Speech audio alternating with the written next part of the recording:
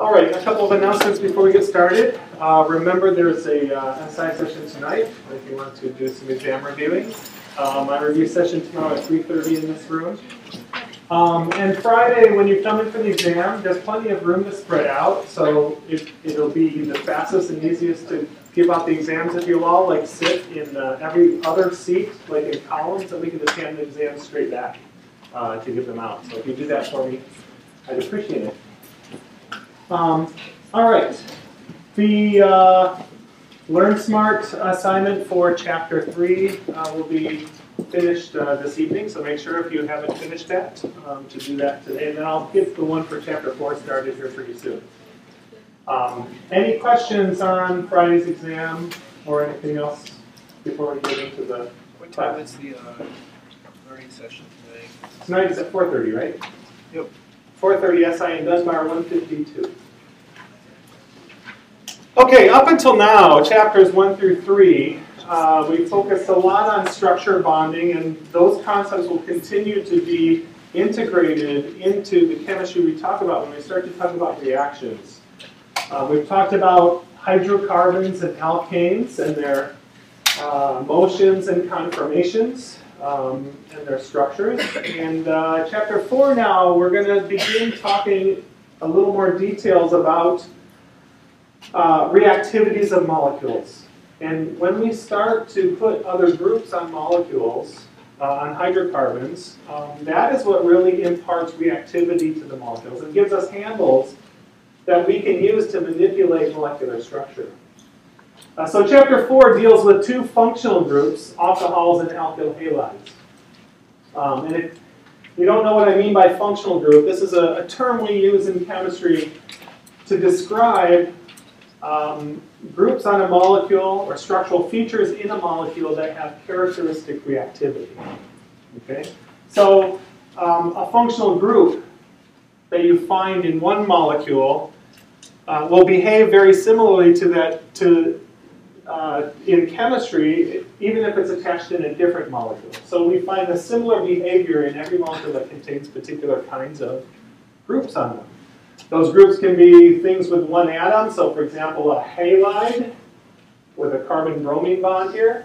If you have a carbon-bromine bond in methane, and you compare that to a carbon-bromine bond on a pentane, the reactivity in the chemistry of this is going to have a lot of similarities. And so we classify various organic molecules with regard to their functional groups. Okay? There are some large general classes. For example, molecules which contain carbon-carbon multiple bonds, or pi bonds. So within that, there's a variety of different subclasses. Arenes, things with a particular aromatic ring. We'll talk a lot about that later in the semester. Alkynes, triple bonds, alkenes. An alkene in one molecule will have similar activity to alkenes in all molecules.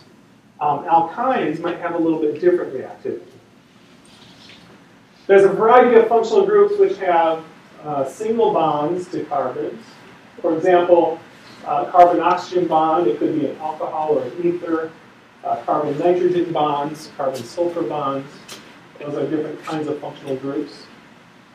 Or multiple bonds to other atoms. Here are just some examples of various kinds of functional groups which have in them a CO bond. And there are similarities within the larger classes and then similarities within the subclasses.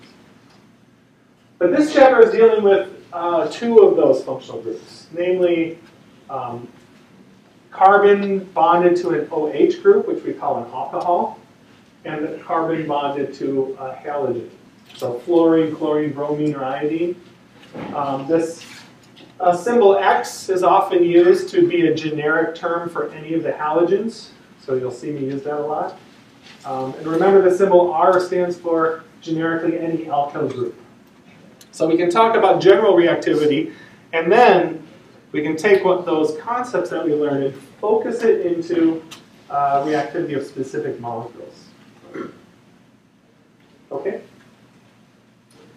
All right, well, let's take a look at reactions of functional groups. So we're talking about alcohols and halides here. So I thought I'd just take a look at some of these reactions that we're going to be discussing in some detail in this class.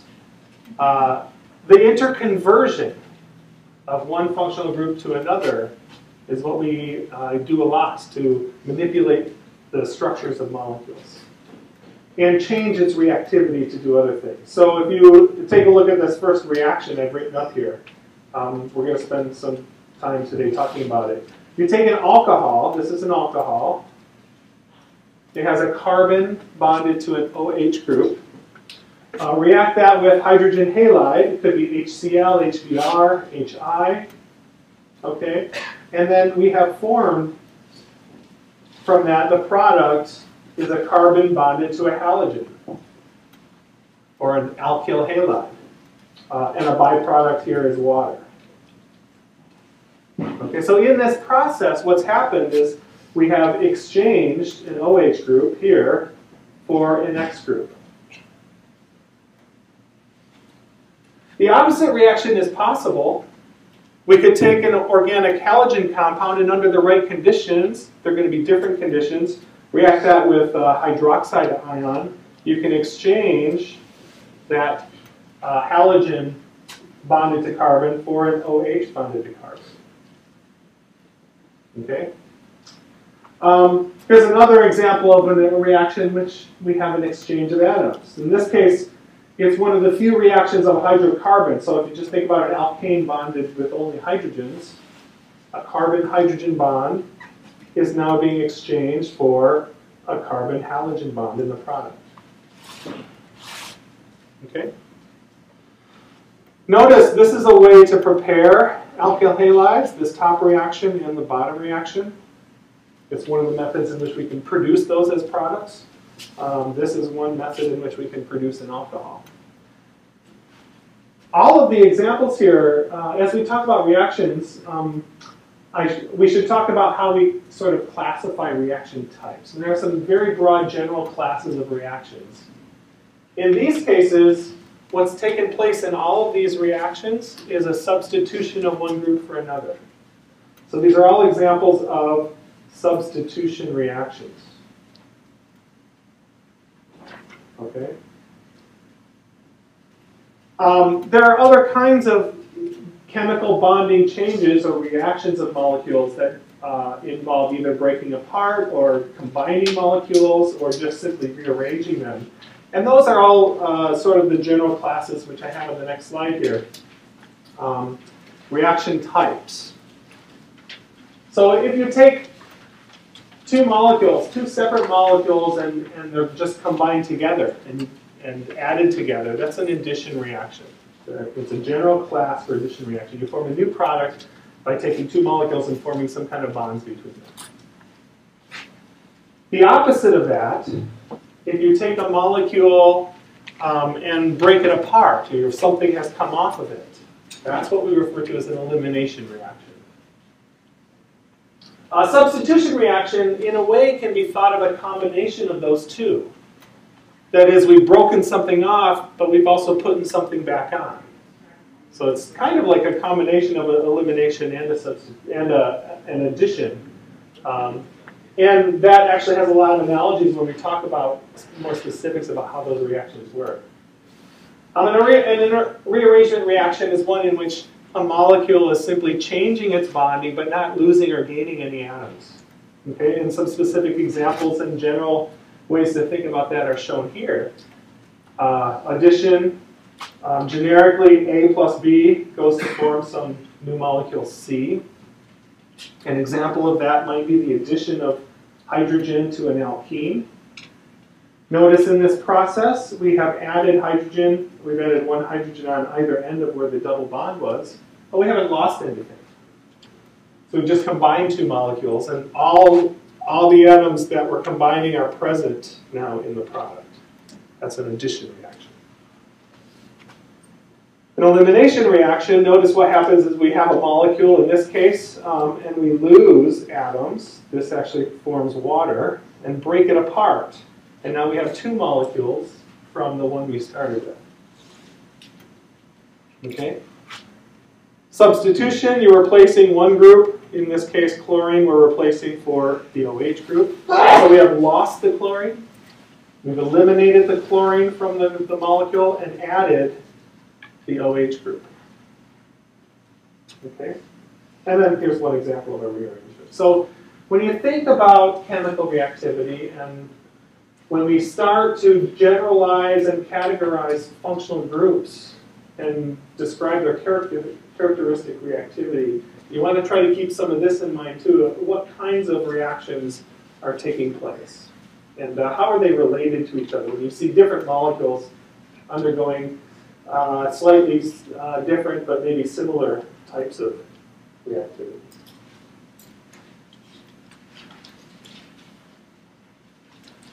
Okay, well, let's talk about alkyl halides. Organic hydrocarbons which have, in the place of one or more hydrogens, a carbon bonded to a halogen. Okay, and there are lots of different types of organic halogen compounds. Some of these small molecules I've shown here on the left side here, common solvents. Methylene chloride or dichloromethane. That one had been used for a long time in dry cleaning. For example, it's a solvent for dry cleaning. Everyone is probably familiar with chlorofluorocarbons, or CFCs, because of their environmental problems. Not everything is good, not everything is bad. This actually happens to have a lot of good beneficial properties, these types of molecules, but they have some detriments as well. They're good for refrigerants because they have very low boiling points and they can be expanded and condensed in these closed heat pumps. But they're very, very stable. And that's a problem because these gases at atmospheric pressure, these chlorofluorocarbons, tend to not degrade and fall apart. And so they are able to exist long enough to rise to the upper atmosphere where the sunlight hits it, and so you get that high energy sunlight hitting it, and only then does it break apart, and unfortunately forms very reactive species, free radicals, and damages the ozone. So actually, those have largely been banned, things like chlorofluorocarbons. There are a lot of natural products, molecules which grow in plants and animals, and particularly in the oceans, because the oceans are a large depository of halogens, right? Salt is sodium chloride. So it's not surprising a lot of molecules found in nature possess halogens, like that one I've shown there. So they are naturally occurring. But what kinds of reactions do they do, and what are the properties? We have to be able to talk about them as well. So we have to include them into our system of naming that we've been talking about. You've heard me use some terms here already, talking about alkyl halides. Notice that general term, alkyl, meaning the organic hydrocarbon, and halide,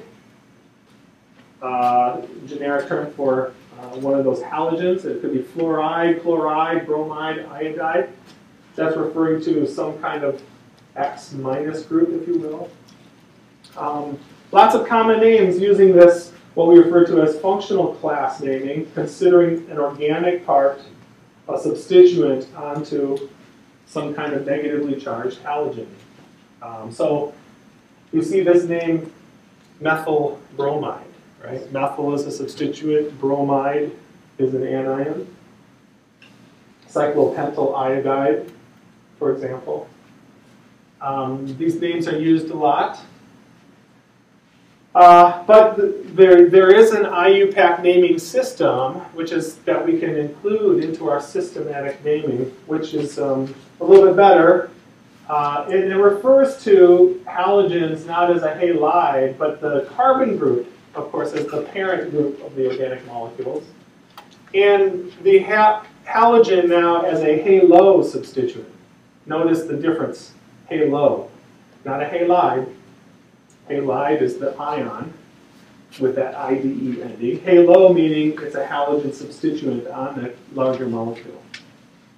So specific examples, bromomethane, iodocyclopentane. So notice again the parent name of the alkane part and then the iodo is the substituent on there. And just like we do naming of branched hydrocarbons and everything, we give it a number if it's important for the name. If there's more than one position available, here, for example, is 2-chlorobutane because it's on the number 2 carbon. Okay.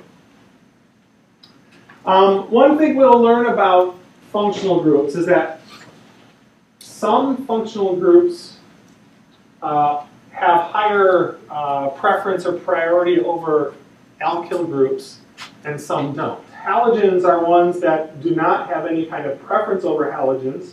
So for example, if you just compare these two structures on the bottom, we name it according to our naming system that gives the lowest overall numbers, regardless of whether it's a halogen or a carbon group.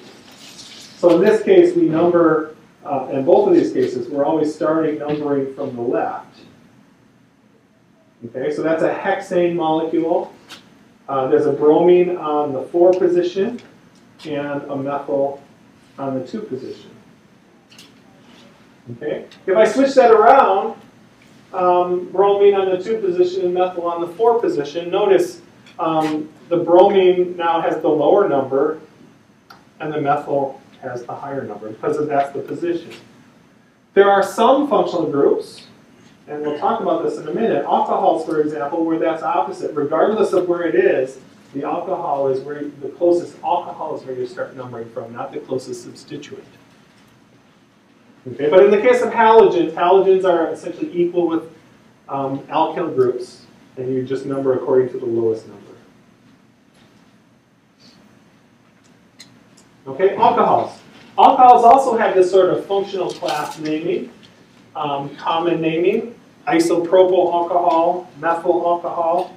Again, this name looks at the carbon group as a substituent on alcohol as sort of the parent. So the main thing in this name is the alcohol, with the substituent being the carbon group. And that's great for molecules which are relatively simple and small. Once molecules get larger and more branched and more complicated, systematic naming is much better. Okay, so for example, IUPAC naming, slightly different because when we've talked about substituents on organic molecules up to now, that always was a prefix before the name of the alkane. Okay, chlorobutane, right? Butane, the chloro comes before it.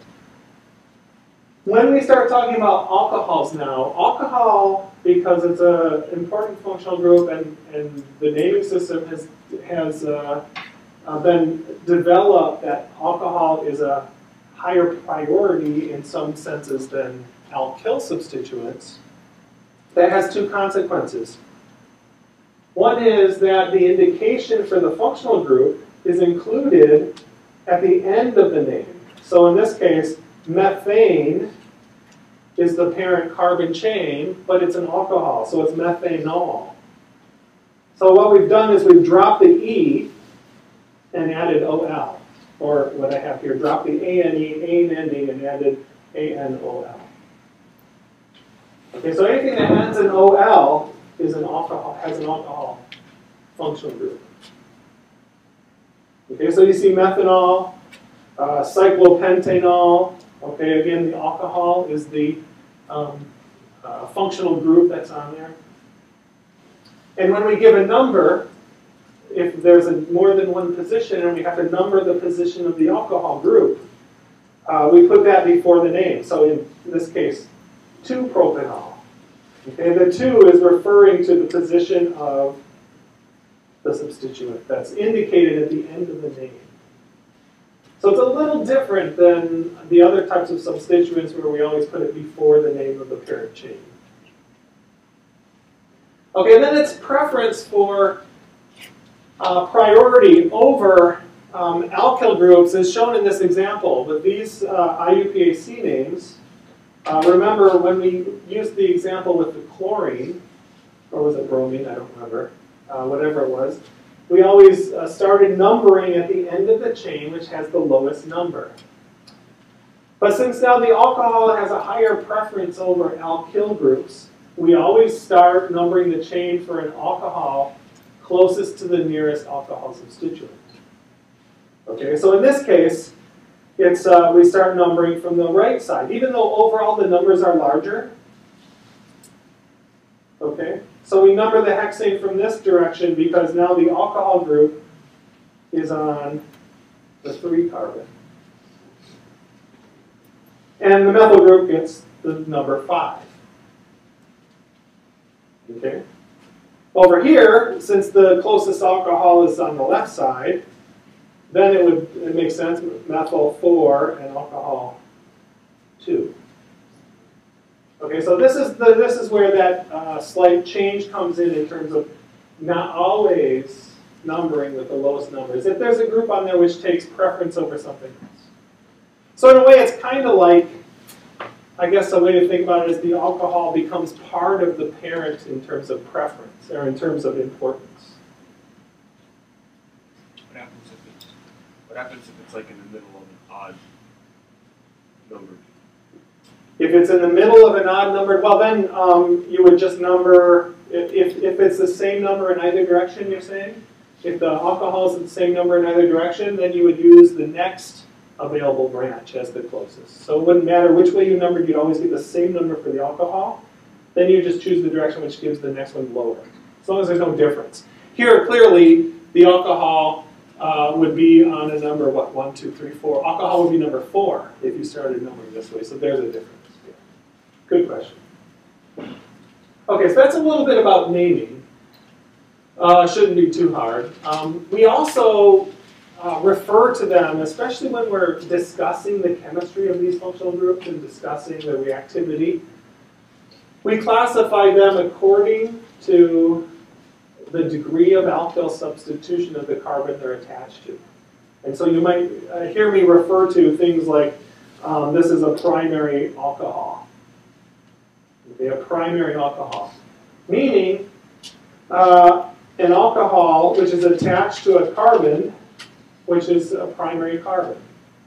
Okay, remember, primary carbon, or the degree of alkyl substitution. So this carbon, the alcohol is attached to, has only one other carbon attached to it. Okay? Same thing with halides. This chlorine is attached to a carbon which has 3 alkyl groups attached. So that's a tertiary carbon the chlorine is attached to. We might refer to this when we discuss the chemistry of this as a tertiary chloride. Okay, or a secondary alcohol. This last example. The carbon the oxygen is attached to has 2 alkyl substituents on it. So that carbon is a secondary carbon, and so we refer to that as a secondary alcohol because it's attached to that secondary carbon. And I just want to point out, just to remind you, since we talked about alkane naming and cycloalkane naming, the name of this molecule on the right,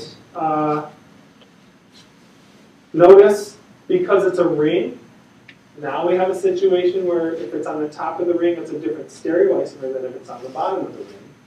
So when we have 2 groups, like a methyl group and an OH group, and they're on opposite sides, that's referred to as a trans orientation of those 2 groups, with numbering the carbon of the ring starting 1 at the alcohol, so that methyl group is on carbon 3. So that's where this name comes from. Trans is referring to this orientation of the 2 groups relative to each other.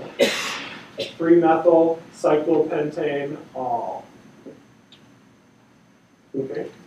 Notice I don't have to use 1 all, or put 1 in the name, because on the ring, the OH gets the preference and the priority. We always start numbering 1 on the ring from where the alcohol is.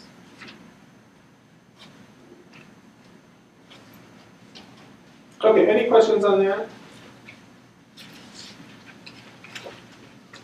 Okay, well let's talk about some of the properties, because the properties of these kinds of functional groups give rise to their reactivity and the types of things we can do with them. So when we look at a carbon-halogen bond, the one thing we know now, after having these first few weeks of class, is that Halogens are more electronegative than carbon. And so the bond, the covalent shared bond between them, is polarized. There's a dipole moment for chloromethane of about 1.9 divised. Remember, that's a polarization of the molecule with the electron density closer to the chlorine than the carbon. So what that does is it makes the carbon partially positive charged and the chlorine partially negatively charged. And that's reflected here in the electrostatic potential map, right? We've seen that before. If you take a look at all of the halogenated methanes that are listed here in this table, you see some interesting trends. So, fluoromethane. Fluoromethane, CH3F, has a dipole moment for the molecule of about the same, 1.85 divised. Notice the bond length, 1.39 angstroms, and the bond strength. Of all of these halogenated methanes, the fluorine bond is the strongest. And it's strong about the same amount as the CH bond. We haven't talked really much about the strength of CH bonds, but they're about 110 kilocalories per mole. So a carbon-fluorine bond, not surprisingly, although it's a polarized bond, it's a very strong bond and a short bond, which means what in terms of its reactivity? What do you think? It's not going to be that reactive, okay? If it's a strong bond, it's going to be hard to do reactions to break that bond. Compare that to if you go all the way down, if you go all the way down the table here, you look at the iodomethane. It's not as polar of a molecule, okay? But it's going to be a more reactive molecule because the bond strength is very weak, and that's in part due to the fact that the bond is very long relative to the fluorine bond.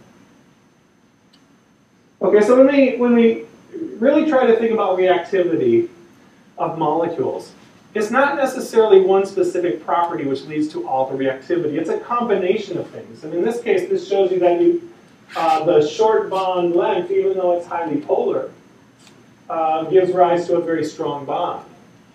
Here, a less polar molecule but a very long bond length gives rise to a more reactive bond, or easier to break bond.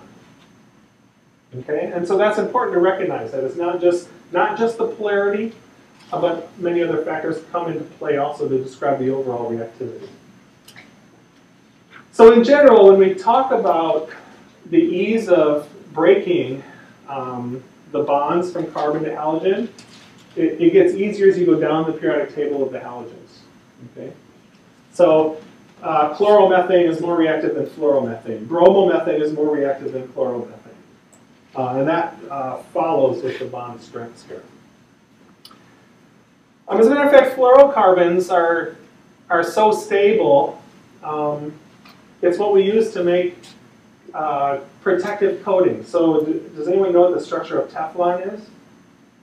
Teflon, we use to coat like non-stick pans and things like that, right? Teflon is a polymer of carbons. So I'll just draw a sequence of carbons here.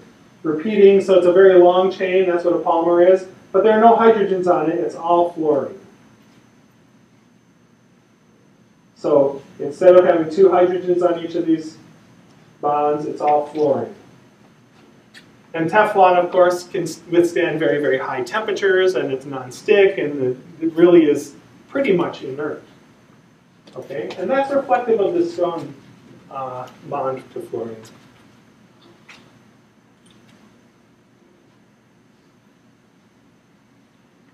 Okay, alcohols. Alcohols are very intriguing molecules and functional groups. Because the oxygen, like halogen, the oxygen is more electronegative than carbon. Not quite as much, though.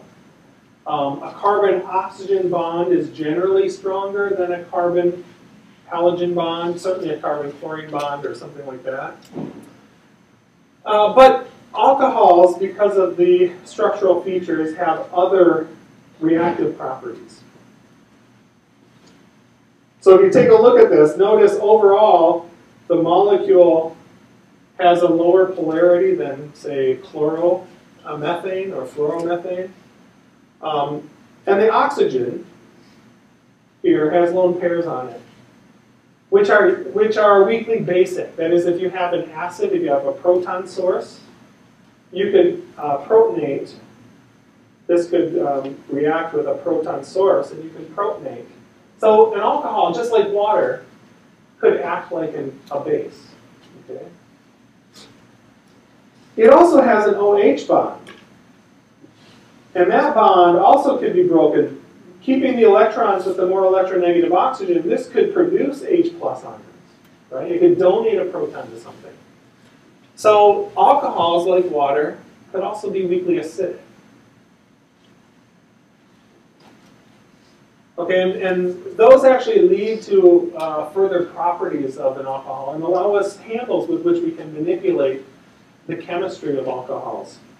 Depending on if we have an alcohol in the presence of a strong base, then it'll react like an acid and give up that proton. If the alcohol is in the presence of a strong acid, it's going to act like a base and take that proton. Okay?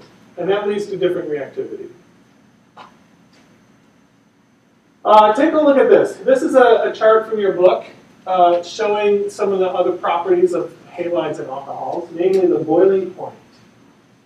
So we can get a lot of idea about how the molecules interact with each other by the boiling point, right? Because what does the boiling point tell us about in terms of molecules? A couple of things. The strength of the intermolecular forces. Intermolecular forces, right. First of all, it tells us that, obviously the bigger the molecule, the more massive the molecule, the harder it is to vaporize. So that's one thing. And we do see that trend here. But the stronger the forces are between the molecules, the harder it is to get them to separate into the gas phase. And so it takes more energy to do that. So boiling point is also a reflection of intermolecular forces, attractive forces between molecules, intermolecular. So let's take a look at this. Notice if we look at the methyl group here, and look at this trend. As we go across the halogen series from fluorine to iodine, okay, that's just going down the periodic table, the molecule is getting heavier and heavier. So it's not surprising that you'll increase the boiling point. Okay, so fluoromethane has a boiling point of minus 78 degrees Celsius. Chlorine minus 24, bromine 3, those are all gases. Iodomethane at room temperature, 25 degrees C, is a liquid. It doesn't boil until 42 degrees. All right? And then if you look at methanol, that's this last chart here, this last column. These are all the alcohols. So if you look at methanol, methanol has a boiling point of 65 degrees. So if you think about that just as a weight issue, iodomethane is heavier than methanol. Right? Iodine is a heavy element lower on the periodic table. But it has a lower boiling point than methanol. Okay, so there's something more going on. Notice as you increase the size of the carbon chain, you are increasing the boiling point. Of course, you're increasing the size of the molecule and the mass. You're also increasing van der Waals attractions between the alkane parts. Remember those attractive forces which we refer to as van der Waals attractions? And we see this across the board. These are all increasing in boiling point. Okay. Now notice something though. The iodine and bromine, if you go to the heavier halogen, that increase in boiling point is greater. Okay, relative. So it's not just the size necessarily. But it's also, there's something else going on as well. There's some intermolecular forces which are increasing for iodine more than fluorine. Okay? And notice the alcohols aren't increasing as much. As you get more carbons, hydrocarbon on the alcohol, you have a less of a difference in an increase relative. Did someone have a question? I thought I heard something. Okay. So let's take a look at that. These are reflections of intermolecular forces, and we've talked about the fact that even nonpolar molecules like hydrocarbons, as they come close together, they can form what we refer to as induced dipoles, that is, bonds become polarized and match with each other. So if it's a nonpolar molecule, if they come close, then they could polarize and form attractive forces. That's what we refer to as induced dipole from nonpolar bonds initially.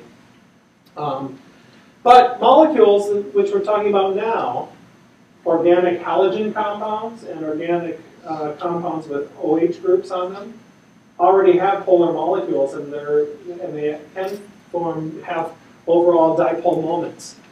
And you can still have some inducing or enhancing of that charge separation as they come close to each other, or they could just be attractive because they're both polarized. Okay? So all of those things come into play when we talk about these molecules coming together. So the ability, there's a term we use which talks about how easily molecules can be polarized when induced by some other force. But if you bring them, it's kind of like a magnet, something non-magnetic, but if you bring a magnetic field close, it can induce a magnetic field in something else. Similar thing with these polarization and attractive forces. Essentially, you're skewing the electron density if you bring something else polar close to it. Does that make sense? Compare also chloromethane and, sorry, I should have put CH3, that's methanol. Chloromethane has a boiling point of -24 and has a polarity, a dipole moment of 1.9 device. Methanol has a lower dipole moment, and it's even a little bit lighter, but it has a higher boiling point. There's more going on in alcohol also. So, in alcohols, just like in water, there's another kind of bonding or attractive force that takes place, and that is because those hydrogens on an OH are weakly acidic, they're partially positive, so it's polarized away from the hydrogen. Oxygen has those lone pairs and are partially negative, so more electron density on oxygen. So although it's not a full covalent bond, it is a sharing of electron density from a lone pair of oxygen to a proton that's on another alcohol or another water. You see the same kind of what we refer to as hydrogen bonding in water as you do in alcohols. Okay? And so in solution, there's really sort of a network of this going on where that sort of attractive force is holding them together more. That's why water, right? Water is a really light molecule. Molecular weight of 18, right? And it boils at 100 degrees Celsius. Alcohol, methanol, boils at 64 degrees Celsius. And largely due to this ability to hydrogen bond.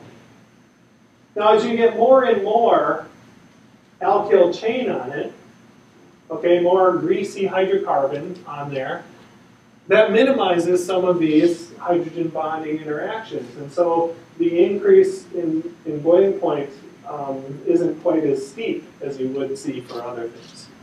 That's why that alcohol, when we looked at that table, as we increased the carbon chain on the alcohol, it didn't really, keep increasing about the same level. It was less increase each time.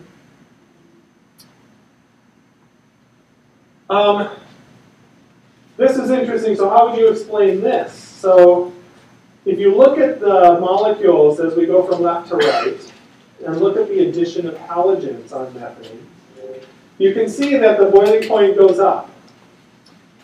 -24 to 40. So we put three chlorines on there, 61 degrees. and 4 chlorines, now 77 degrees. Okay? And remember, notice that this is a nonpolar molecule. Overall, it has no dipole, but it can be induced. Dipoles can be induced. Compare that with these fluorine-containing molecules. In this case, I'm comparing the ethanes, but it's the same concept. As what the chlorines, if you think about it, is we put more chlorines on it, the boiling point gets higher because it's getting heavier. And perhaps there's more attractive forces. If you put 1 fluorine on ethane, it boils at minus 32 degrees. You put 2 fluorines on, the boiling point goes up to minus 25. You put 3 fluorines on, the boiling point goes down. And if you put all fluorines on, the boiling point goes down even more. So there's something unusual if you compare fluorine to chlorine. And this is what we refer to as, and it's a good example of how polarizability, or the ability to create a dipole or shift electron density when dipoles come together. That polarizability, the ability to distort electrons in a bond, plays a role here.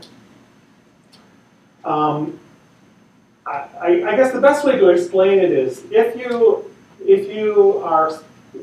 a small atom, like fluorine is at the top of the periodic table, right?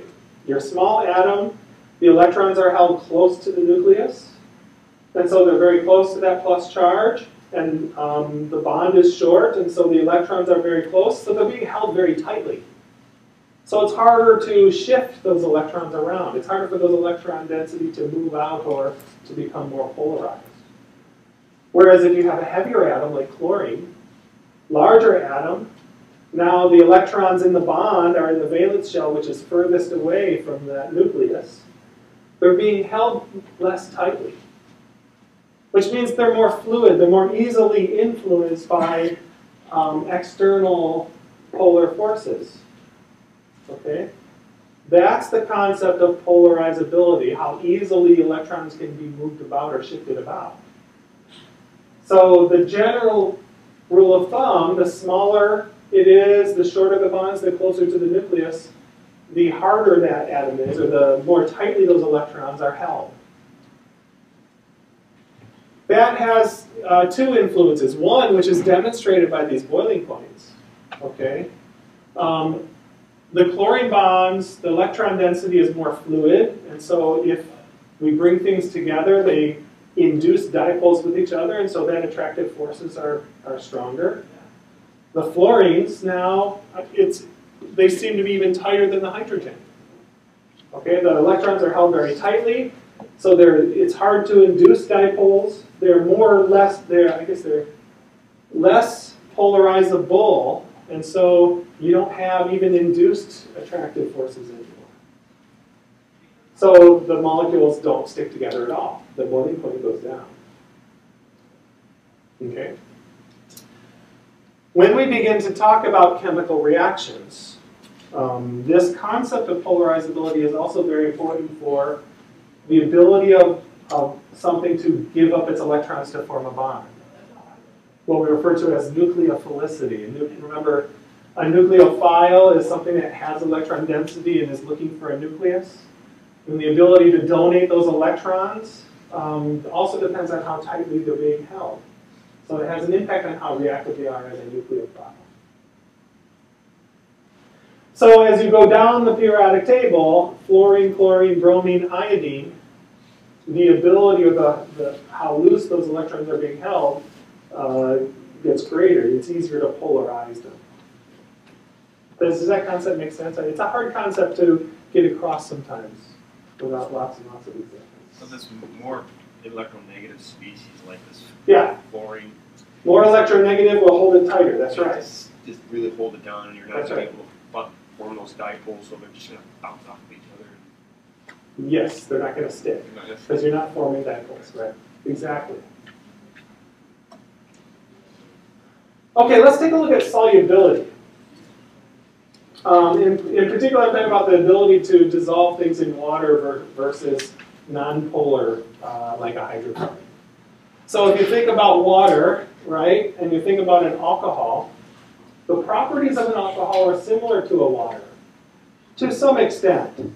So if you take a look at methanol, the smallest of the alcohols, compared to water, okay, you've replaced one hydrogen with a CH3 group, so it's going to be a little bit more like a hydrocarbon, but not much. So methanol is completely soluble in water, what we refer to as miscible. It's completely soluble.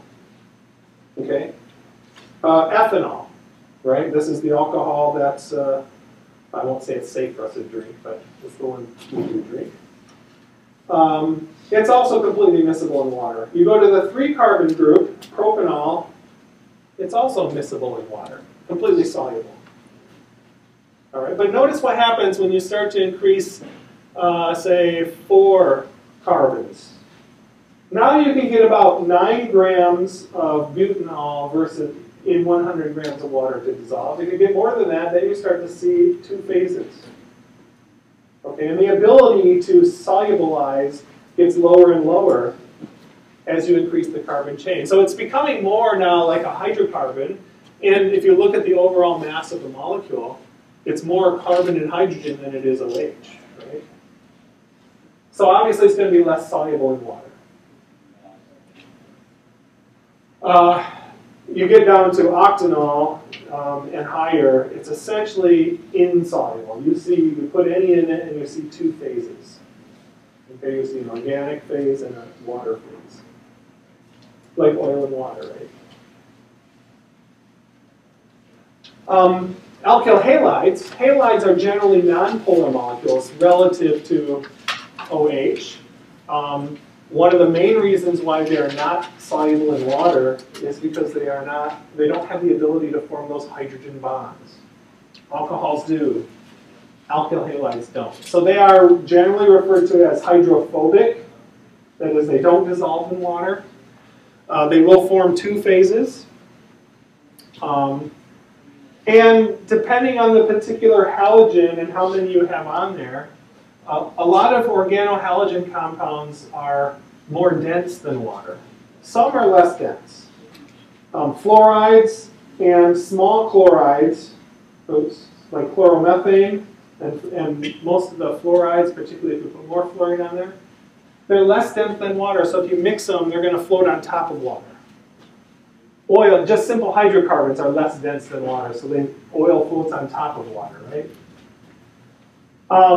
But if you start to add more chlorines, and if you look at the bromo compounds and the iodo compounds, the molecules pack closer together. They're more dense in the liquid phase, and so they form a layer below water. Water rises on top of them. One thing to remember, especially if you're in the lab and you're trying to extract, by mixing water in some solvent, you should recognize that dichloromethane. If you're using that as a solvent to extract something, shake it up. It's going to be the bottom layer, not the top layer. Okay?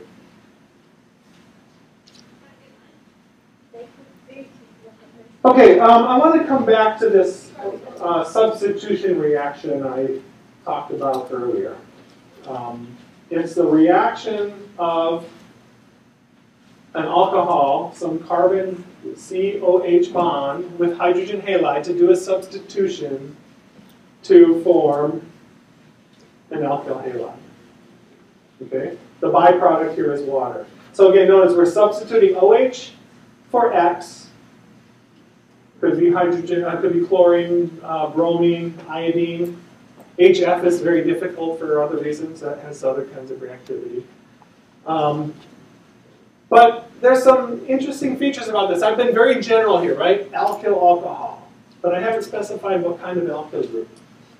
HX, but I haven't specified the halogen. So if you take a look at the reactivity, let's take a look at the HX part of this equation. The reactivity, if you keep the alcohol the same and you vary which halogen you're using in the HX, you see that the reactivity of this process, the speed at which it goes and the temperature at which it goes, it's easier as you go from fluorine to chlorine to bromine to iodine. Okay? And that's only one partner in this equation, right? The other partner is the alcohol.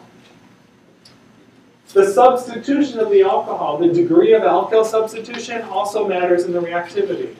So if there are no alkyl groups or a methyl alcohol, it's the slowest reacting, the hardest to react. If you just take like HCl and try it with all of these. If you have a primary alcohol, it's a little faster. Secondary alcohol, even faster, and the fastest of all is a tertiary alcohol. Alcohol attached to a carbon that only has other carbons attached. Okay? So I want to stop there today, and I want you to think about these trends, because after the test on Monday, we're going to talk about this and the mechanism for this reaction in much more detail, and really explain why these structural features are important for the reactivity.